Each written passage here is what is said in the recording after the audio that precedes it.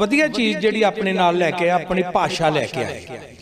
और उन्हां दी भाषा जिहड़ी है जदों वो साडी भाषा दे नाल रली एकमिक होई ते साडी भाषा ने भी होर तरक्की कीती। वो दुकानदार उहदी भाषा नहीं जानदा ते वो दुकानदार दी भाषा नहीं जानदा, उन्हें इशारा करना है कि सुरख सुरख। इत्थे जिहड़ा दुकानदार बैठा है उन्हें कहना कि लाल, तो वो जो उन्होंने बॉडी लैंगुएज ने जैस करनी है, उन्हें देना है, वो चीज़ देनी है। पर जो नैक्सट टाइम उस हमलावर ने आना है तो उन्होंने पता लग जाना कि इस चीज़ को सुरख कहता है, तो जिहड़ा हमलावर है उन्होंने पता लग जाना कि इस चीज़ को लाल कहता है। इस करके ये शब्दां ने गलवकड़ियां पा लईआं। साडे सभ्याचार दे विच बहुत महत्वपूर्ण चीज़ां जदों असीं अपनी भाषा बोलते हैं तो असीं आम बोल चाल की भाषा दे विच सारा दिन पर्शियन बोलते रहने हैं। पर जे मैं किते किसी को पूछा कि तुहानूं पर्शियन आउंदी है, वो कहेगा नहीं आउंदी। पर जदों मैं गिण के दसां कि तूं किन्ने शब्द एक सेंटेंस दे विच पर्शियन भाषा दे बोले ने, कि गाना हुंदा सी ते वो त्रिमत जिहड़ी है अपने पति नूं कहंदी है कि एक पैसा बई एक पैसा। अगों दी डिटेल दसदी है कि मेरियां चूड़ियां काके दा छणकना धेला मोड़ लियाईओ रे एक पैसा, है ना, एक पैसा तेन मैं दे रही है, तू मेले चलिया, इहदे च मेरियां चूड़ियां भी लियाउणियां, काके दा छणकना भी लियाउणा है, तू मेला भी देखना है ते धेला मोड़ के भी लिया। मतलब इन्ना पैसे दी ये मैं निक्का सीगा जदों ये गाना आम वजदा हुंदा सी, एक पैसा बई एक पैसा। ते मैं जिहड़े समय दी गल कर रहा कि अकबर दे एक दाम दे 32 हिस्से, एक पैसे दे 32 हिस्से। ते फिर तुसीं ये देख लो कि जदों गुरु नानक देव साहब दे बाप ने मेहता कालू ने अपने पुत्तर नूं 20 रुपये दिते होणगे ते उन्हां दी किन्नी कीमत होएगी। न्यूज़ 9 पंजाब देख रहे सारे ही दर्शकों का स्वागत। मैं हाँ संजीव शर्मा। अज असी एक बार फिर तो लैके आए हैं देवदत्त जी नूं, जिन्हां कोल के एक पुरातन सभ्यता का एक वड्डा संग्रह है। देव जी स्वागत है तुहाडा न्यूज़ 9 पंजाब दे। बेहद शुक्रिया संजीव जी, और मेरे वालों न्यूज़ 9 पंजाब नाल जुड़े सारे दर्शकों नूं, सारे ਸਰੋਤਿਆਂ ਦਾ प्यार भरी सत श्री अकाल, नमस्कार ते आदाब। इस तो बाद नाल ही अपने दर्शकों नूं दस देवां कि अज साडे नाल ही जुड़े हुए ने प्रतीक सहदेव जी ने। प्रतीक जी तुहाडा भी स्वागत है जी न्यूज़ 9। नमस्कार जी, नमस्कार। देव जी सब तो पहला गल शुरू करांगे, अज साडे ਸਰੋਤਿਆਂ वास्ते दर्शकों वास्ते की कुछ जानकारी लैके आए हो? हाँ संजीव जी, इस तो पहला तुसीं सिख कॉइनस के उत्ते साडे नाल गलबात कीती सी प्रतीक नाल, और अज जिहड़ा तुसीं लैके आए हो कि असीं मुगल कॉइनस के उत्ते गल करनी है। तो मुगल कॉइनस के उत्ते गल करन तो पहला मैं दर्शकों को ये गल दसनी चाहांगा कि हिंदुस्तान के उत्ते बहुत सारे हमलावर आए, बहुत सारे लोग इत्थे राज करन आए, और जदों भी कोई हमलावर आउंदा है बेशक उदों वो सानू चंगा नहीं लगता, क्योंकि बहुत सारी कतलो गारत होंदी है, बहुत सारे लोग उहदे च मर जाते हैं, बहुत सारे घर उजड़ जाते हैं, बहुत सारे बच्चे यतीम हो जाते हैं। लेकिन जदों कोई हमलावर आउंदा है, जेकर इहदा दूसरा पक्ष देखा जाए कि वो अपने नाल किन्नियां चीज़ां लैके आउंदा है। सब तो पहला तो अपने नाल अपना कल्चर लैके आउंदा है, एक भाषा लैके आउंदा है, ते एक आर्कीटैक्चर लैके आउंदा है।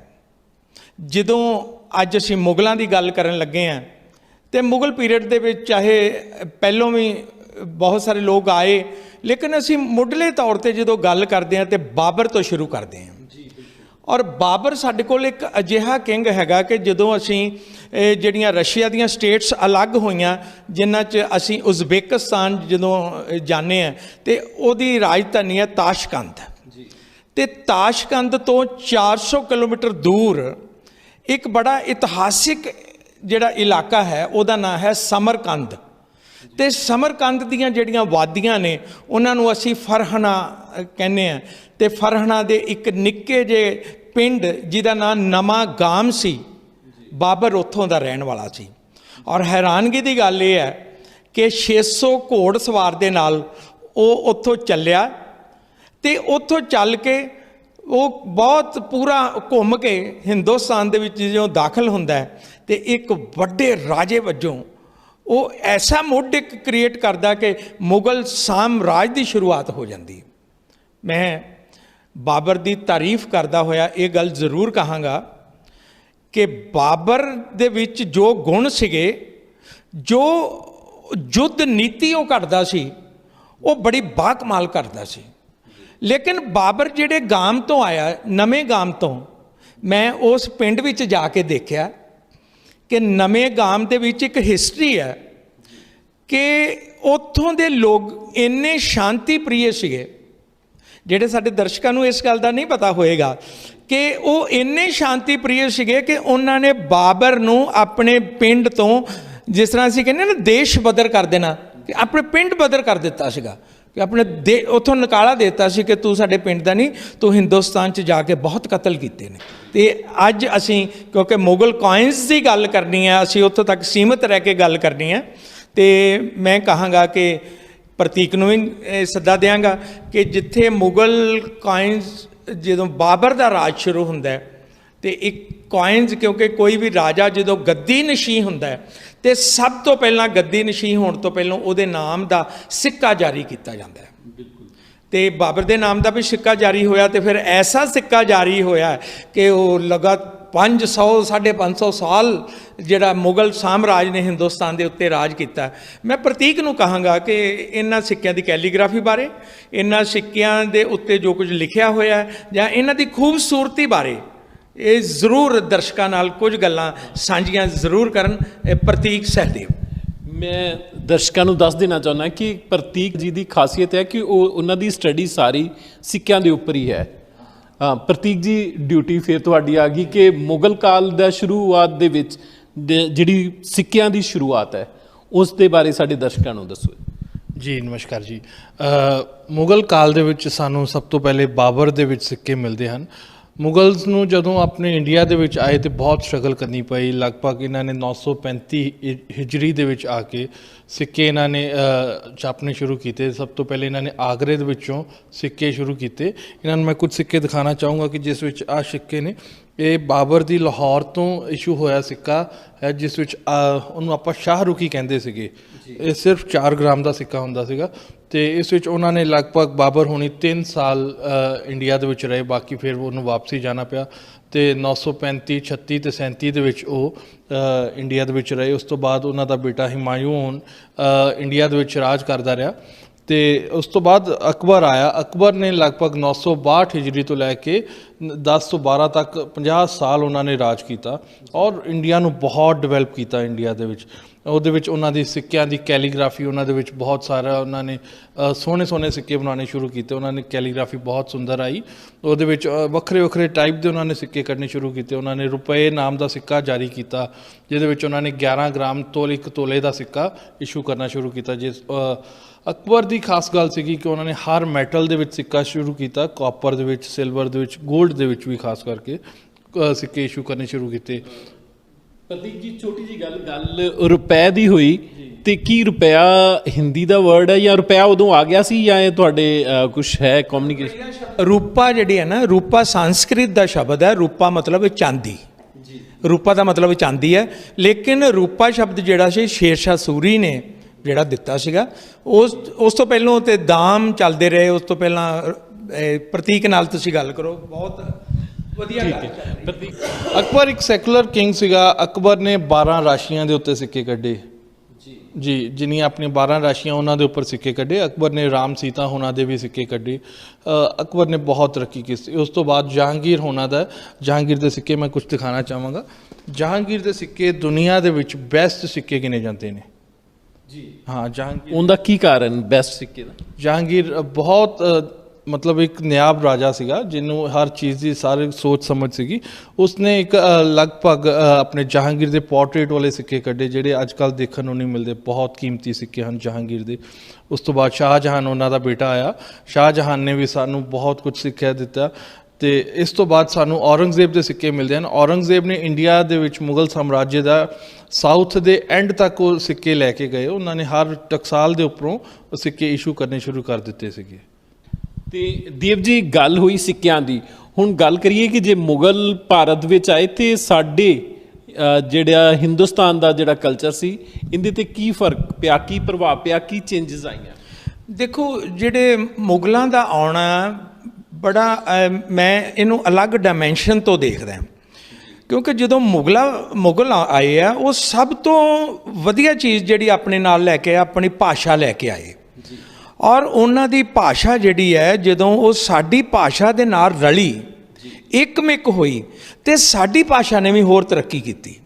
ਬਹੁਤ ਸਾਰੇ ਸ਼ਬਦ ਨੇ ਪਰਸ਼ੀਅਨ ਭਾਸ਼ਾ ਦੇ, ਮੈਂ ਅਨੇਕਾਂ ਸ਼ਬਦ ਗਿਣਾ ਸਕਦਾ ਕਿ ਸ਼ਬਦਾਂ ਨੇ ਗਲਵੱਕੜੀਆਂ ਪਾ ਲਈਆਂ। ਜਿਵੇਂ ਅਸੀਂ ਕਹਿੰਦੇ ਹਾਂ ਨੌਕਰ ਚਾਕਰ, ਪੀਲਾ ਜ਼ਰਦ, ਕਾਲਾ ਸ਼ਾਹ, ਰਾਹ ਖਹਿੜਾ, ਮਹਿਲ ਮਾੜੀਆਂ, ਤੁਸੀਂ ਅਨੇਕਾਂ ਸ਼ਬਦ ਗਿਣੀ ਜਾਓ, ਲਾਲ ਸੁਰਖ, ਹੈ ਨਾ। ਇੱਕ ਸ਼ਬਦ ਜਿਹੜਾ ਉਹ ਇੱਥੋਂ ਦੀ ਲੋਕਲ ਲੈਂਗੁਏਜ ਦਾ, ਤੇ ਇੱਕ ਸ਼ਬਦ ਜਿਹੜਾ ਹਮਲਾਵਰ ਨਾਲ ਲੈ ਕੇ ਆਇਆ। ਔਰ ਭਾਸ਼ਾ ਨੇ ਉਸ ਤੋਂ ਬਾਅਦ ਜਿਹੜੀ ਤਰੱਕੀ ਕੀਤੀ। ਹਾਂਜੀ ਬ੍ਰੇਕ ਦੇਵ ਜੀ, ਲਾਲ ਤੇ ਸੁਰਖ, ਮਹਿਲ ਤੇ ਮਾੜੀਆਂ, ਇਹਦੇ ਵਿੱਚ ਕਿਹੜਾ ਸ਼ਬਦ ਸਾਡਾ ਹੈ ਤੇ ਕਿਹੜਾ ਉਹਨਾਂ ਦਾ ਹੈ, ਮੁਗਲਾਂ ਦਾ ਹੈ? ਹੁਣ ਜਿਹੜਾ ਲਾਲ ਸ਼ਬਦ ਹੈਗਾ ਨਾ, ਉਹ ਸਾਡੀ ਭਾਸ਼ਾ ਦਾ ਸ਼ਬਦ ਹੈ। ਸੁਰਖ ਜਿਹੜਾ ਹੈਗਾ, ਸੁਰਖੀ ਤੋਂ ਜਿਸ ਤਰ੍ਹਾਂ ਬਣਿਆ ਨਾ, ਸੁਰਖ ਵੀ ਲਾਲ ਨੂੰ ਕਹਿੰਦੇ ਆ, ਰੈੱਡ ਨੂੰ ਕਹਿੰਦੇ ਆ, ਔਰ ਲਾਲ ਵੀ ਕਹਿੰਦੇ ਆ। ਵੈਸੇ ਲਾਲ ਸ਼ਬਦ ਜਿਹੜਾ ਹੈਗਾ, ਜਿਹੜਾ ਪੋਸਤ ਦਾ ਇਹ ਗੂੰਚਾ ਹੁੰਦਾ ਹੈ, ਤੇ ਜਦੋਂ ਉਹ ਖਿੜਦਾ ਹੈਗਾ ਤੇ ਉਹਦੇ ਫੁੱਲ ਨੂੰ ਲਾਲਾ ਕਹਿੰਦੇ ਹੈਗੇ, ਹੈ ਨਾ।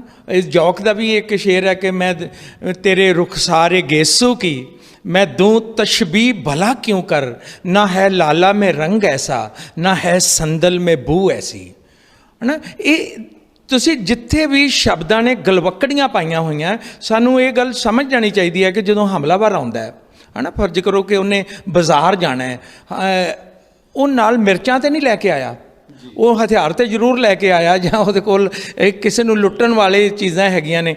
ਹੁਣ ਉਹਨੇ ਜਦੋਂ ਕੋਈ ਸਬਜ਼ੀ ਬਣਾਉਣੀ ਆ, ਉਹ ਦੁਕਾਨ ਤੇ ਗਿਆ, ਤੇ ਦੁਕਾਨਦਾਰ ਨੂੰ ਉਹ ਦੁਕਾਨਦਾਰ ਉਹਦੀ ਭਾਸ਼ਾ ਨਹੀਂ ਜਾਣਦਾ, ਤੇ ਉਹ ਦੁਕਾਨਦਾਰ ਦੀ ਭਾਸ਼ਾ ਨਹੀਂ ਜਾਣਦਾ। ਉਹਨੇ ਇਸ਼ਾਰਾ ਕਰਨਾ ਕਿ ਸੁਰਖ ਸੁਰਖ। ਇੱਥੇ ਜਿਹੜਾ ਦੁਕਾਨਦਾਰ ਬੈਠਾ ਹੈ, ਉਹਨੇ ਕਹਿਣਾ ਕਿ ਲਾਲ, ਤੇ ਉਹ ਜਦੋਂ ਉਹਨਾਂ ਦੀ ਬਾਡੀ ਲੈਂਗੁਏਜ ਨੇ ਜੈਸ ਕਰਨੀ ਹੈ, ਉਹਨੇ ਦੇਣਾ ਹੈ, ਉਹ ਚੀਜ਼ ਦੇਣੀ ਹੈ। ਪਰ ਜਦੋਂ ਨੈਕਸਟ ਟਾਈਮ ਉਸੇ ਹਮਲਾਵਰ ਨੇ ਆਉਣਾ ਹੈ, ਤੇ ਉਹਨੂੰ ਪਤਾ ਲੱਗ ਜਾਣਾ ਕਿ ਇਹ ਇਸ ਚੀਜ਼ ਨੂੰ ਸੁਰਖ ਕਹਿੰਦਾ ਹੈਗਾ, ਤੇ ਜਿਹੜਾ ਹਮਲਾਵਰ ਹੈ ਉਹਨੂੰ ਪਤਾ ਲੱਗ ਜਾਣਾ ਕਿ ਇਸ ਚੀਜ਼ ਨੂੰ ਲਾਲ ਕਹਿੰਦਾ ਹੈਗਾ। ਇਸ ਕਰਕੇ ਇਹ ਸ਼ਬਦਾਂ ਨੇ ਗਲਵੱਕੜੀਆਂ ਪਾ ਲਈਆਂ। ਬਹੁਤ ਸਾਰੇ ਸ਼ਬਦ ਨੇ ਸਾਡੇ ਕੋਲ, ਅਨੇਕਾਂ ਸ਼ਬਦ ਜਿਨ੍ਹਾਂ ਨੇ ਗਲਵੱਕੜੀਆਂ ਪਾਈਆਂ ਹੋਈਆਂ ਨੇ। ਔਰ ਦੂਸਰਾ ਜਿਹੜੀ ਤੁਹਾਡਾ ਸਵਾਲ ਸੀਗਾ ਕਿ ਸਾਡੇ ਜਿਹੜੇ ਸੱਭਿਆਚਾਰ ਦੇ ਉੱਤੇ ਉਹਨਾਂ ਦਾ ਕੀ ਅਸਰ ਪਿਆ। ਸਾਡਾ ਰਹਿਣਾ ਸਹਿਣਾ, ਸਾਡਾ ਪਰਦੇ ਦੇ ਵਿੱਚ ਆਉਣਾ ਹੈ, ਇਹ ਸਾਡੇ ਖਾਣ ਪੀਣ 'ਤੇ ਉਹਨਾਂ ਦਾ ਅਸਰ ਹੋਇਆ, ਸਾਡੇ ਗੀਤਾਂ 'ਤੇ ਉਹਨਾਂ ਦਾ ਅਸਰ ਹੋਇਆ, ਸਾਡੀ ਬੋਲੀ 'ਤੇ ਉਹਨਾਂ ਦਾ ਅਸਰ ਹੋਇਆ। ਔਰ ਜਿਹੜਾ ਸਭ ਤੋਂ ਵੱਡਾ ਸੀਗਾ ਕਿ ਮੁਗਲ ਜਦੋਂ ਆਏ, ਉਹਨਾਂ ਨੇ ਹਿੰਦੁਸਤਾਨ ਨੂੰ ਆਪਣਾ ਘਰ ਸਮਝਿਆ, ਘਰ ਸਮਝ ਕੇ ਇੱਥੇ ਭਵਨ ਨਿਰਮਾਣ ਕਲਾ ਸ਼ੁਰੂ ਕੀਤੀ। ਸਾਡੇ ਕੋਲ ਆਪਣੀ ਕਲਾ ਸੀਗੀ, ਫਿਰ ਉਹ ਮੁਗਲ ਆਰਕੀਟੈਕਚਰ ਨਾਲ ਲੈ ਕੇ ਆਏ, ਆਰਕਾਂ ਬਣਨੀਆਂ ਸ਼ੁਰੂ ਹੋਈਆਂ, ਗੁੰਬਦ ਬਣਨੇ ਸ਼ੁਰੂ ਹੋਏ, ਵੱਡੀਆਂ ਮੀਨਾਰਾਂ ਬਣਨੀਆਂ ਸ਼ੁਰੂ ਹੋਈਆਂ, ਜਿਨ੍ਹਾਂ ਵੱਡੀਆਂ ਤਬਦੀਲੀਆਂ ਲਿਆਂਦੀਆਂ, ਬਹੁਤ ਸਾਰੀਆਂ ਤਬਦੀਲੀਆਂ ਲਿਆਂਦੀਆਂ, ਬਹੁਤ ਸਾਰੇ ਸਾਡੇ ਆਰਕੀਟੈਕਚਰ ਦੇ ਵਿੱਚ ਬਦਲਾਅ ਆਏ। ਔਰ ਜਦੋਂ ਇੱਕ ਆਰਕੀਟੈਕਚਰ ਦੂਸਰੇ ਆਰਕੀਟੈਕਚਰ ਨਾਲ ਮਿਲਦਾ ਹੈ, ਤੇ ਵਿੱਚੋਂ ਇੱਕ ਨਵੇਂ ਆਰਕੀਟੈਕਚਰ ਦਾ ਜਨਮ ਹੁੰਦਾ ਹੈ। ਇੱਕ ਭਾਸ਼ਾ ਦੂਸਰੀ ਭਾਸ਼ਾ ਦੇ ਨਾਲ ਜੁੜਦੀ ਹੈ, ਤੇ ਇੱਕ ਵੱਖਰੀ ਤਰ੍ਹਾਂ ਦੀ ਭਾਸ਼ਾ ਜਿਹੜੀ ਹੈ ਉਹ ਜਨਮ ਲੈਂਦੀ ਹੈ, ਤੇ ਉੱਥੋਂ ਦਾ ਉਸ ਵਿਸ਼ੇਸ਼ ਖਿੱਤੇ ਦਾ ਜਿਹੜਾ ਟੋਟਲ ਸੱਭਿਆਚਾਰ ਹੈ ਉਹ ਚੇਂਜ ਹੁੰਦਾ ਹੈ। ਸਾਡੇ ਸੱਭਿਆਚਾਰ ਦੇ ਵਿੱਚ ਬਹੁਤ ਮਹੱਤਵਪੂਰਨ ਚੀਜ਼ਾਂ, ਜਦੋਂ ਅਸੀਂ ਆਪਣੀ ਭਾਸ਼ਾ ਬੋਲਦੇ ਹਾਂ, ਤੇ ਅਸੀਂ ਆਮ ਬੋਲਚਾਲ ਦੀ ਭਾਸ਼ਾ ਦੇ ਵਿੱਚ ਸਾਰਾ ਦਿਨ ਪਰਸ਼ੀਅਨ ਬੋਲਦੇ ਰਹਿੰਦੇ ਹਾਂ। ਪਰ ਜੇ ਮੈਂ ਕਿਤੇ ਕਿਸੇ ਨੂੰ ਪੁੱਛਾਂ ਕਿ ਤੁਹਾਨੂੰ ਪਰਸ਼ੀਅਨ ਆਉਂਦੀ ਹੈ, ਉਹ ਕਹੇਗਾ ਨਹੀਂ ਆਉਂਦੀ। ਪਰ ਜਦੋਂ ਮੈਂ ਗਿਣ ਕੇ ਦੱਸਾਂ ਕਿ ਤੂੰ ਕਿੰਨੇ ਸ਼ਬਦ ਇੱਕ ਸੈਂਟੈਂਸ ਦੇ ਵਿੱਚ ਪਰਸ਼ੀਅਨ ਭਾਸ਼ਾ ਦੇ ਬੋਲੇ ਨੇ। ਅਕਬਰ ਨੇ ਵੀ 50 ਸਾਲ ਰਾਜ ਕੀਤਾ ਹੈ, ਔਰ ਔਰੰਗਜ਼ੇਬ ਨੇ ਵੀ 50 ਸਾਲ ਰਾਜ ਕੀਤਾ ਹੈ। ਅਸੀਂ ਇਹ ਦੇਖਣਾ ਹੈਗਾ ਕਿ ਕਿੰਨੀਆਂ ਮਿੰਟਸ ਜਿਹੜੀਆਂ ਸੀਗੀਆਂ ਅਕਬਰ ਦੀਆਂ ਸੀਗੀਆਂ, ਔਰ ਫਿਰ ਨਿਸ਼ਚਿਤ ਤੌਰ 'ਤੇ ਜਦੋਂ ਜਿਹੜਾ ਔਰੰਗਜ਼ੇਬ ਹੈ ਉਹ ਸਾਊਥ ਵੱਲ ਵੱਧਦਾ ਹੈਗਾ, ਨਵੀਆਂ ਮਿੰਟਸ ਪੈਦਾ ਹੁੰਦੀਆਂ ਨੇ। ਜਿਹੜੇ ਅਸੀਂ ਲੋਕ ਕਲੈਕਟਰ ਹੈ, ਸਾਨੂੰ ਇਹਨਾਂ ਚੀਜ਼ਾਂ ਦੀ ਫਿਰ ਬਹੁਤ ਜਿਹੜੀ ਹੈ ਆਸਾਨੀ ਰਹਿੰਦੀ ਹੈ ਕਿ ਇੱਕ ਰਾਜੇ ਦੀਆਂ ਕਿੰਨੀਆਂ ਮਿੰਟਸ ਨੇ, ਉਹਨੇ ਕਿੰਨੇ ਸਾਲ ਉਹਦੇ ਰੂਲਿੰਗ ਈਅਰ ਰਹੇ, ਤੇ ਉਹਨੇ ਕਿੰਨੇ ਸਾਲ ਰਾਜ ਕਰਕੇ, ਕਿਉਂਕਿ ਹਰ ਸਾਲ ਉਹਨੇ 1 ਮਿੰਟ ਤੋਂ ਇੱਕ ਨਵਾਂ ਸਿੱਕਾ ਨਿਕਾਲਣਾ ਹੈਗਾ। ਜੇ ਉਹਨੇ 50 ਸਾਲ ਰਾਜ ਕੀਤਾ ਹੈ ਤੇ ਉਹਦੀਆਂ 50 ਮਿੰਟਸ ਨੇ ਤੇ 50 ਨੂੰ 50 ਨਾਲ ਗੁਣਾ ਕਰ ਲਓ, ਇੰਨੀ ਤਰ੍ਹਾਂ ਦੇ ਸਿੱਕੇ ਇੱਕ ਕਿੰਗ ਦੇ ਹੋ ਜਾਂਦੇ ਆ, ਹੈ ਨਾ। ਸਾਨੂੰ ਮਾਣ ਹੈ ਇਸ ਗੱਲ ਦਾ ਕਿ ਜਿੱਥੇ ਸਾਡੇ ਕੋਲ ਹਿੰਦੁਸਤਾਨ ਦੇ ਹਰ ਰਾਜੇ ਦੇ ਅਸੀਂ ਕੋਸ਼ਿਸ਼ ਕੀਤੀ ਹੈ ਉਹਨਾਂ ਤੱਕ ਪਹੁੰਚਣ ਦੀ ਕਿ ਪੂਰੀ ਕਲੈਕਸ਼ਨ ਉਹਨਾਂ ਦੀ ਸਮੇਟੀ ਜਾਵੇ, ਲੇਕਿਨ ਫਿਰ ਵੀ ਬਹੁਤ ਸਾਰੀਆਂ ਕਮੀਆਂ ਰਹਿ ਜਾਂਦੀਆਂ ਨੇ। ਸਾਡੇ ਕੋਲ ਬਹੁਤ ਵੱਡੀ ਕਲੈਕਸ਼ਨ ਹੈ। ਅੱਜ ਤੁਸੀਂ ਮੁਗਲ ਕਾਇਨ ਦੇ ਉੱਤੇ ਗੱਲ ਕਰ ਰਹੇ ਹੋ ਅਤੇ ਮੈਂ ਕਹਾਂਗਾ ਕਿ ਪ੍ਰਤੀਕ ਨਾਲ ਤੁਸੀਂ ਜ਼ਰੂਰ ਹੋਰ ਗੱਲ ਕਰੋ, ਕਿਉਂਕਿ ਰਾਸ਼ੀਆਂ ਦੇ ਸਿੱਕਿਆਂ ਦੀ ਇੱਕ ਮੈਨੂੰ ਬੜੀ ਖੂਬਸੂਰਤ ਗੱਲ ਜਿਹੜੀ ਲੱਗੀ ਕਿ ਅਕਬਰ ਨੇ ਰਾਸ਼ੀਆਂ ਦੇ ਸਿੱਕੇ ਜਿਹੜੇ ਉਹ ਬਣਾਏ, ਅਤੇ ਔਰੰਗਜ਼ੇਬ ਦੇ ਵੀ ਰਾਸ਼ੀਆਂ ਦੇ ਸਿੱਕੇ ਹੋਣਗੇ ਜ਼ਰੂਰ, ਜਾਂ ਬਾਕੀ ਜਿਹੜੇ ਕਿੰਗ ਸੀ ਕਿ ਉਹਨਾਂ ਦੇ ਵੀ ਰਾਸ਼ੀਆਂ ਦੇ ਸਿੱਕੇ ਹੈਗੇ ਸੀਗੇ। ਪ੍ਰਤੀਕ ਜੀ, ਗੱਲ ਸਿੱਕਿਆਂ ਤੇ ਆਈ ਹੈ ਤੇ ਹੋਰ ਇਹਨੂੰ ਕਿਸ ਤਰ੍ਹਾਂ ਡਿਸਕ੍ਰਾਈਬ ਕਰੋਗੇ? ਸਿੱਕਿਆਂ ਦੇ ਉੱਪਰ ਸਿੱਕਿਆਂ ਦੇ ਉੱਪਰ ਸਾਨੂੰ ਲਗਭਗ 250 ਸਾਲ ਦੇ ਵਿੱਚ ਸਿੱਕੇ ਮਿਲਦੇ ਹਨ, ਜਿਹਦੇ ਵਿੱਚ ਮੁਹੰਮਦ ਸ਼ਾਹ ਉਹਨਾਂ ਦੇ ਸਿੱਕੇ ਨੇ, ਫਾਰੂਕ ਸਿਆਰ ਦੇ ਸਿੱਕੇ ਨੇ। ਔਰੰਗਜ਼ੇਬ ਤੋਂ ਬਾਅਦ ਇੱਕਦਮ ਹੀ ਮੁਗਲ ਕਾਲ ਦਾ ਡਾਊਨਫਾਲ ਸ਼ੁਰੂ ਹੋ ਗਿਆ ਸੀਗਾ, ਅਤੇ ਉਹਦੇ ਉੱਪਰ ਜਿਹੜੀਆਂ ਸਾਨੂੰ ਟਕਸਾਲਾਂ ਜਾਂ ਮਿੰਟਾਂ ਮਿਲਦੀਆਂ ਹਨ ਅਤੇ ਘੱਟ ਮਿਲਣੀਆਂ ਸ਼ੁਰੂ ਹੋ ਜਾਂਦੀਆਂ। ਸ਼ਾਹ ਆਲਮ ਬਹਾਦਰ ਅਤੇ ਫਾਰੂਕ ਸਿਆਰ ਦੇ ਇੱਕਦਮ ਹੀ ਲੜਖੜਾ ਗਏ। ਉਸ ਤੋਂ ਬਾਅਦ ਇੱਕਦਮ ਹੀ ਮੁਗਲ ਡਾਊਨਫਾਲ ਹੋ ਗਿਆ ਇੱਕਦਮ ਹੀ, ਅਤੇ ਆਪਾਂ ਉਹਦੇ ਵਿੱਚ ਬਹੁਤ ਘੱਟ ਸਿੱਕੇ ਮਿਲਦੇ ਹਨ ਮੁਗਲਾਂ ਕਾਲ ਦੇ, ਔਰੰਗਜ਼ੇਬ ਤੋਂ ਬਾਅਦ। ਦਰਸ਼ਕਾਂ ਵਾਸਤੇ ਇੱਕ ਜਿਹੜਾ ਮਿੰਟ ਸ਼ਬਦ ਵਰਤਿਆ ਜਾ ਰਿਹਾ ਕਿ ਇਹ ਕੀ ਚੀਜ਼ ਹੈ? ਮਿੰਟ ਦਾ ਮਤਲਬ ਹੁੰਦਾ ਟਕਸਾਲ, ਕਿ ਜਿਹੜੇ ਸ਼ਹਿਰ ਦੇ ਉੱਪਰ ਉਹਨਾਂ ਦਾ ਕਾਬਜ਼ ਹੋ ਜਾਂਦੇ ਸੀਗੇ, ਉਸ ਸਿੱਕੇ ਸ਼ਹਿਰ ਦੇ ਉੱਪਰੋਂ ਉਹ ਸਿੱਕਾ ਇਸ਼ੂ ਕਰਦੇ ਹੁੰਦੇ ਸੀਗੇ। ਅੰਮ੍ਰਿਤਸਰ ਦੇ ਵਿੱਚ ਵੀ ਸਾਡੇ ਮਹਾਰਾਜਾ ਰਣਜੀਤ ਸਿੰਘ ਦੀ ਇੱਕ ਮੁੱਖ ਟਕਸਾਲ ਰਹੀ ਹੈ, ਉਹਨੂੰ ਅਸੀਂ ਅੰਮ੍ਰਿਤਸਰ ਮਿੰਟ ਕਹਿੰਦੇ ਸੀਗੇ। ਅੰਮ੍ਰਿਤਸਰ ਦੀ ਟਕਸਾਲ ਸਾਡੇ ਲਾਗੇ ਲਾਹੌਰ ਹੈ, ਲਾਹੌਰ ਟਕਸਾਲ ਜਿਹੜੀ ਮੁਗਲਾਂ ਦੀ ਵੀ ਮੇਨ ਟਕਸਾਲ ਰਹੀ ਹੈ, ਸਿੱਖਾਂ ਦੀ ਵੀ ਮੇਨ ਟਕਸਾਲ ਰਹੀ ਹੈ। ਔਰ ਉਸ ਤੋਂ ਬਾਅਦ ਮੁਲਤਾਨ ਹੈ ਸਾਡੇ ਲਾਗੇ, ਬਹੁਤ ਸਾਰੀਆਂ ਟਕਸਾਲਾਂ ਨੇ ਸਾਡੇ ਲਾਗੇ ਲਾਗੇ ਪਈਆਂ। ਜਲੰਧਰ ਇੱਕ ਮੁੱਖ ਟਕਸਾਲ ਰਹੀ ਹੈ, ਜਲੰਧਰ ਬਹੁਤ ਪੁਰਾਤਨ ਸ਼ਹਿਰ ਹੈ। ਹਾਂ, ਜਲੰਧਰ ਦੇ ਲੁਧਿਆਣਾ ਮਿੰਟ ਰਹੀ ਹੈ, ਲੁਧਿਆਣਾ ਮਿੰਟ ਦੇ ਸਿੱਕੇ ਮਿਲਦੇ ਨੇ। ਬਹੁਤ ਸਾਰੇ, ਤੁਸੀਂ ਆਪਾਂ ਬਹੁਤ ਲੰਬੀ ਗੱਲ ਇਹਦੇ 'ਤੇ ਕਰ ਸਕਦੇ। ਡਿੰਪਲ ਟਾਈਮ। ਅੱਛਾ ਦੇਵ ਜੀ, ਹੋਰ ਕਲਚਰ ਤੋਂ ਇਲਾਵਾ ਕਿਹੜੀਆਂ ਚੀਜ਼ਾਂ ਤੁਸੀਂ ਦੇਖਦੇ ਹੋ, ਸਮਝਦੇ ਹੋ ਕਿ ਮੁਗਲਾਂ ਦੇ ਆਉਣ ਦੇ ਨਾਲ ਸਾਡੀ ਸਮਾਜ ਦੇ ਵਿੱਚ ਹੋਰ ਕਿਸ ਤਰ੍ਹਾਂ ਦੀ ਚੇਂਜ ਆਈ, ਕੰਮਕਾਰ ਦੇ ਵਿੱਚ ਜਾਂ ਬਿਜ਼ਨਸ ਦੇ ਵਿੱਚ, ਕੁਛ ਇਸ ਤਰ੍ਹਾਂ ਦਾ? ਮੈਂ ਤੁਹਾਨੂੰ ਦੱਸਦਾ ਕਿ ਜਿਹੜੇ ਮੁਗਲ ਲੋਕ ਸੀਗੇ ਇਹ ਕਿੱਤੇ ਵਜੋਂ ਜਿਹੜੇ ਬਾਰੀਕ ਕੰਮ ਕਰਦੇ ਸੀ। ਫਰਜ਼ ਕਰੋ ਕਿ ਨਕਾਸ਼ੀ ਕਰਨੀ ਹੈ ਜਾਂ ਮੈਟਲ ਐਂਬੋਸਿੰਗ ਦਾ ਕੰਮ ਕਰਨਾ ਹੈ, ਅਤੇ ਇਹਨਾਂ ਦੀ ਮੁਹਾਰਤ ਸੀਗੀ। ਗਹਿਣੇ ਬਣਾਉਣੇ ਨੇ, ਉਹਨਾਂ ਦੇ ਵਿੱਚ ਬਹੁਤ ਸਾਰੀ ਤਬਦੀਲੀ ਆਈ। ਸੁਨਾਰ ਦਾ ਕੰਮ ਸੀਗਾ ਜਿਹੜਾ ਉਹ ਬੁਲੰਦੀਆਂ 'ਤੇ ਪਹੁੰਚ ਗਿਆ, ਕਿਉਂਕਿ ਮੁਗਲ ਜਿਹੜੇ ਆ ਉਹ ਸੋਨੇ ਨੂੰ ਨਾ ਸਿਰਫ ਪਹਿਨਦੇ ਸੀਗੇ ਬਲਕਿ ਬਹੁਤ ਅੱਛੇ ਉਹਦੇ ਡਿਜ਼ਾਈਨਰ ਸੀਗੇ, ਹੈ ਨਾ। ਸਾਡੇ ਜਿਹੜੇ ਕਲਚਰਲ ਜਿਹੜੀਆਂ ਹੋਈਆਂ, ਜਿਸ ਤਰ੍ਹਾਂ ਫਰਜ਼ ਕਰੋ ਕੱਪੜੇ ਦਾ ਕੰਮ ਅਸੀਂ ਲੈਣਾ, ਕੱਪੜੇ ਦੇ ਕੰਮ ਦੇ ਵਿੱਚ ਜਿਹੜੀ ਕਢਾਈ ਹੋਈ, ਜਿਹੜੀ ਪਸ਼ਮੀਨੇ ਦਾ ਕੰਮ ਹੋਇਆ, ਜਿਹੜੇ ਸ਼ੌਲਾਂ ਦੇ ਵਿੱਚ ਪਸ਼ਮੀਨੇ ਦਾ ਕੰਮ ਹੋਇਆ, ਬੁਰਕੇ ਦੇ ਉੱਤੇ ਅਲੱਗ ਤਰ੍ਹਾਂ ਦੀ ਐਮਬਰਾਇਡਰੀ ਜਿਹੜੀ ਹੋਈ, ਇਹ ਸਾਰੀ ਜਦੋਂ ਦੋ ਸੱਭਿਅਤਾਵਾਂ ਮਿਲਦੀਆਂ ਨੇ ਫਿਰ ਇਹਨਾਂ ਚੀਜ਼ਾਂ ਦਾ ਬਹੁਤ ਵਿਕਾਸ ਹੁੰਦਾ ਹੈ। ਬਰਤਨ ਇਸ ਤਰ੍ਹਾਂ ਦੇ ਆਏ ਕਿ ਬਰਤਨ, ਸਾਡੇ ਕੋਲ ਵੀ ਬਰਤਨ ਸਨ, ਲੇਕਿਨ ਜਦੋਂ ਮੁਗਲਈ ਬਰਤਨ ਆਏ ਅਤੇ ਬਰਤਨਾਂ ਦੇ ਵਿੱਚ ਇੱਕ ਅਲੱਗ ਤਰ੍ਹਾਂ ਦੀ ਕ੍ਰਾਂਤੀ ਆ ਗਈ। ਬਹੁਤ ਤਰ੍ਹਾਂ ਦੇ ਸਮਾਵਾਰ ਬਣੇ, ਹਮਾਮ ਬਣੇ, ਬਹੁਤ ਤਰ੍ਹਾਂ ਦੀਆਂ ਲੋਟੇ ਬਣੇ, ਸੁਰਾਹੀਆਂ ਬਣੀਆਂ, ਵੱਡੀਆਂ ਦੇਗਾਂ ਬਣੀਆਂ, ਮੱਟੀਆਂ ਬਣੀਆਂ, ਅਨੇਕਾਂ ਚੀਜ਼ਾਂ ਜਿਹੜੀਆਂ ਉਹਨਾਂ ਦੇ ਵਿੱਚ ਤਬਦੀਲੀ ਆਈ। ਇਹ ਤਾਂ ਸੀਗੀ ਸਾਡੇ ਸਮਾਜ ਦੇ ਵਿੱਚ ਜਿਹੜੀ ਤਬਦੀਲੀ ਆਈ। ਕੋਈ ਇਸ ਤਰ੍ਹਾਂ ਇਸ ਨਜ਼ਰੀਏ ਨਾਲ ਵੀ ਦੇਖਦੇ ਹੋ ਕਿ ਸਾਡੇ ਸਮਾਜ ਤੋਂ ਉਹਨਾਂ ਨੇ ਐਕਸੈਪਟ ਕੀਤਾ ਹੋਵੇ, ਉਹਨਾਂ ਦੇ ਵਿੱਚ ਕੋਈ ਚੇਂਜ ਆਈ? ਨਹੀਂ, ਜਦੋਂ ਚੇਂਜਿਸ ਆਉਂਦੀਆਂ ਨੇ ਉਹ ਰੈਸੀਪ੍ਰੋਕਲ ਹੁੰਦੀਆਂ ਨੇ, ਦੋਨੋਂ ਸਾਈਡ 'ਤੇ ਹੁੰਦੀਆਂ ਨੇ। ਇਹ ਨਹੀਂ, ਕਿਉਂਕਿ ਉਹ ਵੀ ਜਿਹੜੇ ਹਮਲਾਵਰ ਆਉਂਦੇ ਸੀਗੇ ਇੱਥੋਂ ਬੜਾ ਕੁਝ ਸਿੱਖ ਕੇ ਜਾਂਦੇ ਸੀਗੇ, ਬੜਾ ਕੁਝ ਨਾਲ ਲੈ ਕੇ ਜਾਂਦੇ ਸੀਗੇ। ਉਹ ਸਾਡੇ ਵੱਲ ਦੇਖਦੇ ਸੀਗੇ ਕਿ ਕਿਉਂਕਿ ਸਾਡੇ ਵੀ ਉਸ ਵੇਲੇ ਸੱਭਿਅਤਾ ਨੇ ਬਹੁਤ ਵਿਕਾਸ ਕੀਤਾ ਹੋਇਆ ਸੀਗਾ। ਸਾਡੇ ਕੋਲ ਆਜੂਬੈਤ ਜਿਹੜੀ ਉਹ ਬਹੁਤ ਉਸ ਵੇਲੇ ਬੁਲੰਦੀ 'ਤੇ ਸੀਗੀ, ਉਹਨੂੰ ਲੋਕਾਂ ਨੇ ਬਹੁਤ ਅਡੋਪਟ ਕੀਤਾ। ਫਿਰ ਯੂਨਾਨ, ਜਦੋਂ ਸਾਡੇ ਕੋਲ ਸਿਕੰਦਰ ਆਉਂਦਾ ਹੈਗਾ, ਉਹ ਆਪਣੇ ਨਾਲ ਲੁਕਮਾਨ ਹਕੀਮ ਨੂੰ ਲੈ ਕੇ ਆਉਂਦਾ, ਲੇਕਿਨ ਬਹੁਤ ਦੇਰ ਤੱਕ ਸਾਡੇ ਯੂਨਾਨ ਦੇ ਆਯੁਰਵੇਦ ਦੇ ਕੇਂਦਰ ਹਿੰਦੁਸਤਾਨ ਦੇ ਵਿੱਚ ਰਹੇ, ਜਿਨ੍ਹਾਂ ਨੇ ਯੂਨਾਨ ਦੀਆਂ ਦਵਾਈਆਂ ਸਾਨੂੰ ਦਿੱਤੀਆਂ।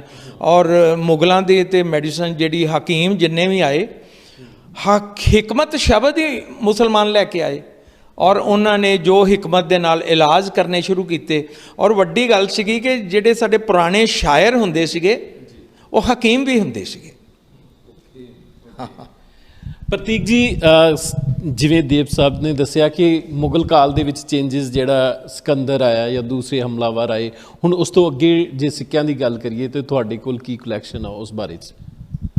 ਸਾਡੇ ਕੋਲ ਲਗਭਗ ਮੁਗਲ ਕਾਲ ਦੇ ਵਿੱਚ ਜਿੰਨੇ ਵੀ ਰਾਜੇ ਹੋਏ ਨੇ ਉਸ ਦੇ ਹਰ ਤਰ੍ਹਾਂ ਦੇ ਸਿੱਕੇ ਹੈਗੇ ਨੇ। ਮੁਗਲ ਕਾਲ ਦੇ ਵਿੱਚ ਬਹੁਤ ਸ਼ਾਰਟ ਟਾਈਮ ਦੇ ਵਿੱਚ ਵੀ ਰਾਜੇ ਹੋਏ, ਜਿਸ ਤਰ੍ਹਾਂ ਰਫੀਉਦਰਜਾਤ, ਸ਼ਾਹਜਹਾਨ 2, ਜਹਾਂਦਰ ਸ਼ਾਹ, ਸ਼ਾਹਜਹਾਨ 3, ਬਹੁਤ ਤਰ੍ਹਾਂ ਦੇ ਨਿੱਕੇ ਰਾਜੇ ਹੋਏ, ਮੁਰਾਦ ਬਖਸ਼ ਹੋਏ, ਉਹਨਾਂ ਦੇ ਸਿੱਕੇ ਵੀ ਸਾਡੇ ਕੋਲ ਹੈਗੇ ਨੇ। ਸਾਡੇ ਕੋਲ ਲਗਭਗ ਕਿੰਗਸ ਦੇ ਵਿੱਚ ਈਅਰ ਵਾਈਜ਼ ਸਿੱਕੇ ਹਨ, ਹਰ ਮਿੰਟ ਦੇ ਸਿੱਕੇ ਹਨ, ਹਰ ਰਾਜੇ ਦੇ ਸਿੱਕੇ ਹਨ।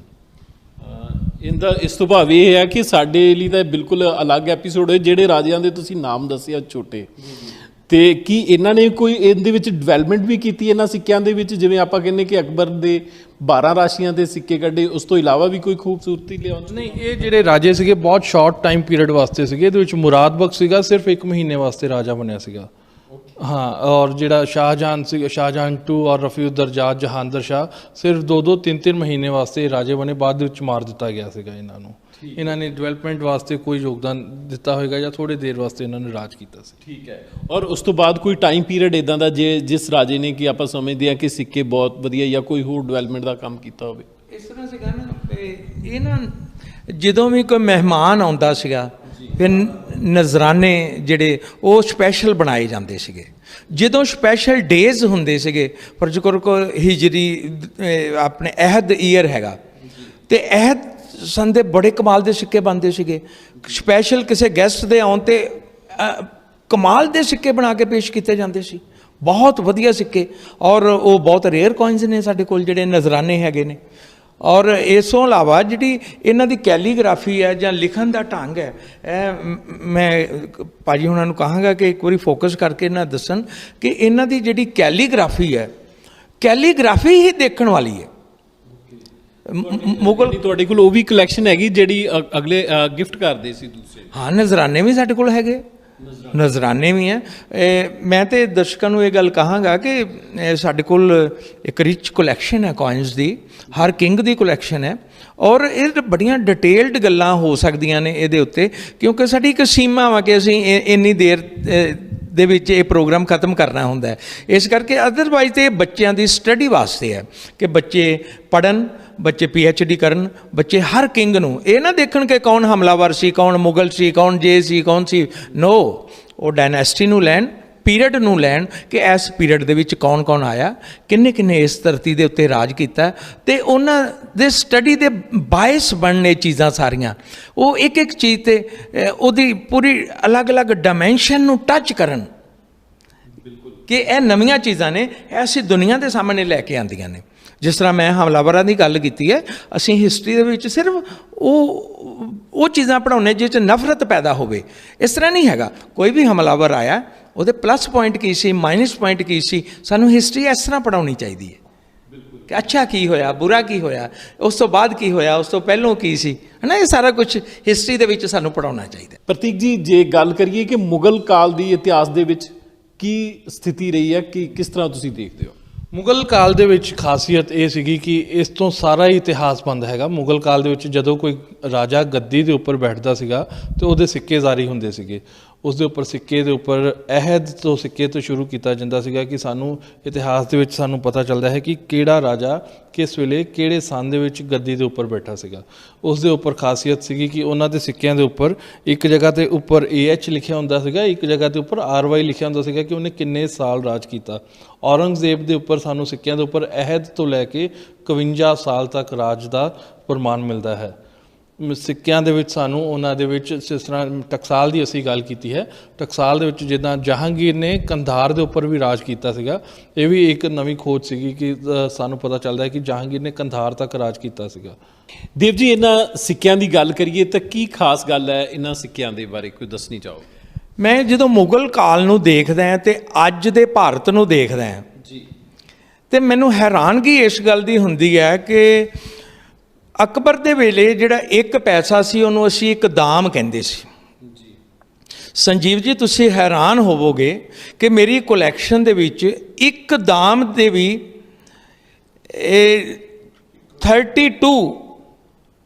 32ਵੀਂ ਇਕਾਈ ਵੀ ਹੈਗੀ। ਇੱਕ ਦਾਮ ਦਾ ਦੂਸਰਾ ਹਿੱਸਾ, ਇੱਕ ਦਾਮ ਦਾ ਚੌਥਾ ਹਿੱਸਾ ਉਹ ਵੀ ਸਿੱਕਾ ਹੈਗਾ, ਇੱਕ ਦਾਮ ਦਾ 8ਵਾਂ ਹਿੱਸਾ ਉਹ ਵੀ ਸਿੱਕਾ ਹੈਗਾ, ਇੱਕ ਦਾਮ ਦਾ 16ਵਾਂ ਹਿੱਸਾ ਉਹ ਵੀ ਸਿੱਕੇ ਹੈਗੇ ਨੇ, ਤੇ ਇੱਕ ਦਾਮ ਦੇ, ਮੈਂ ਦਰਸ਼ਕਾਂ ਨੂੰ ਕਹਿੰਦਾ ਕਿ ਇੱਕ ਪੈਸੇ ਦਾ 32ਵਾਂ ਹਿੱਸਾ, 32ਵੀਂ ਦਮੜੀ ਉਹ ਵੀ ਮੇਰੀ ਕਲੈਕਸ਼ਨ 'ਚ ਹੈਗੀ ਹੈ। ਇੱਥੋਂ ਇਸ ਗੱਲ ਦਾ ਪਤਾ ਲੱਗਦਾ ਹੈ ਕਿ ਸਾਡੇ ਪੈਸੇ ਦੀ ਵੈਲਿਊ ਕਿੰਨੀ ਸੀਗੀ। ਮੈਂ ਬਹੁਤ ਸਾਰੀ ਜਗ੍ਹਾ 'ਤੇ ਗੱਲ ਕਰਦਾ ਹੁੰਦਾ ਕਿ ਅਜੇ ਸਾਡੇ ਵੇਖਣ 'ਚ ਅਸੀਂ ਨਿੱਕੇ ਹੁੰਦੇ ਸੀਗੇ ਤੇ ਇੱਕ ਗਾਣਾ ਹੁੰਦਾ ਸੀ, ਤੇ ਉਹ ਤ੍ਰੀਮਤ ਜਿਹੜੀ ਹੈ ਆਪਣੇ ਪਤੀ ਨੂੰ ਕਹਿੰਦੀ ਹੈ ਕਿ ਇੱਕ ਪੈਸਾ ਬਈ ਇੱਕ ਪੈਸਾ, ਅੱਗੋਂ ਦੀ ਡਿਟੇਲ ਦੱਸਦੀ ਹੈ ਕਿ ਮੇਰੀਆਂ ਚੂੜੀਆਂ ਕਾਕੇ ਦਾ ਛਣਕਣਾ ਧੇਲਾ ਮੋੜ ਲਿਆਈਓ ਰੇ ਇੱਕ ਪੈਸਾ, ਹੈ ਨਾ, ਇੱਕ ਪੈਸਾ ਤੈਨੂੰ ਮੈਂ ਦੇ ਰਹੀ ਹਾਂ, ਤੂੰ ਮੇਲੇ ਚੱਲਿਆ, ਇਹਦੇ 'ਚ ਮੇਰੀਆਂ ਚੂੜੀਆਂ ਵੀ ਲਿਆਉਣੀਆਂ, ਕਾਕੇ ਦਾ ਛਣਕਣਾ ਵੀ ਲਿਆਉਣਾ, ਤੂੰ ਮੇਲਾ ਵੀ ਦੇਖਣਾ ਤੇ ਧੇਲਾ ਮੋੜ ਕੇ ਵੀ ਲਿਆਉਣਾ। ਮਤਲਬ ਇਹਨਾਂ ਪੈਸੇ ਦੀ, ਇਹ ਮੈਂ ਨਿੱਕਾ ਸੀਗਾ ਜਦੋਂ ਇਹ ਗਾਣਾ ਆਮ ਵੱਜਦਾ ਹੁੰਦਾ ਸੀ, ਇੱਕ ਪੈਸਾ ਬਈ ਇੱਕ ਪੈਸਾ। ਤੇ ਮੈਂ ਜਿਹੜੇ ਸਮੇਂ ਦੀ ਗੱਲ ਕਰ ਰਿਹਾ ਕਿ ਅਕਬਰ ਦੇ ਇੱਕ ਦਾਮ ਦੇ 32 ਹਿੱਸੇ, ਇੱਕ ਪੈਸੇ ਦੇ 32 ਹਿੱਸੇ। ਤੇ ਫਿਰ ਤੁਸੀਂ ਇਹ ਦੇਖ ਲਓ ਕਿ ਜਦੋਂ ਗੁਰੂ ਨਾਨਕ ਦੇਵ ਸਾਹਿਬ ਦੇ ਬਾਪ ਨੇ, ਮਹਿਤਾ ਕਾਲੂ ਨੇ ਆਪਣੇ ਪੁੱਤਰ ਨੂੰ 20 ਰੁਪਏ ਦਿੱਤੇ ਹੋਣਗੇ, ਤੇ ਉਹਨਾਂ ਦੀ ਕਿੰਨੀ ਕੀਮਤ ਹੋਏਗੀ, ਕਿੰਨੀ ਕੀਮਤ ਹੋਏਗੀ, ਹੈ ਨਾ। ਬੇਹੱਦ ਸ਼ੁਕਰੀਆ ਜੀ, ਤੁਸੀਂ ਹਾਂ ਇੰਨੀ ਡਿਟੇਲ 'ਚ ਸਵਾਲ ਪੁੱਛੇ ਨੇ। ਥੈਂਕ ਯੂ ਜੀ, ਥੈਂਕ ਯੂ। ਇਹ ਸਨ ਦੇਵਦੱਤ ਜੀ ਅਤੇ ਪ੍ਰਤੀਕ ਸਹਿਦੇਵ, ਜਿਨ੍ਹਾਂ ਨੇ ਸਾਨੂੰ ਮੁਗਲ ਕਾਲ ਅਤੇ ਉਹਨਾਂ ਦੇ ਸਿੱਕਿਆਂ ਬਾਰੇ ਜਾਣਕਾਰੀ ਦਿੱਤੀ। ਉਮੀਦ ਹੈ ਤੁਹਾਨੂੰ ਇਹ ਪ੍ਰੋਗਰਾਮ ਪਸੰਦ ਆਇਆ ਹੋਵੇਗਾ। ਤੁਸੀਂ ਜੁੜੇ ਰਹੋ ਨਿਊਜ਼ 9 ਪੰਜਾਬ ਦੇ ਨਾਲ। ਮਿਲਦੇ ਹਾਂ ਅਗਲੀ ਵਾਰ ਇੱਕ ਨਵੀਂ ਸ਼ਖਸੀਅਤ ਦੇ ਨਾਲ। ਤਦ ਤੱਕ ਲਈ ਧੰਨਵਾਦ।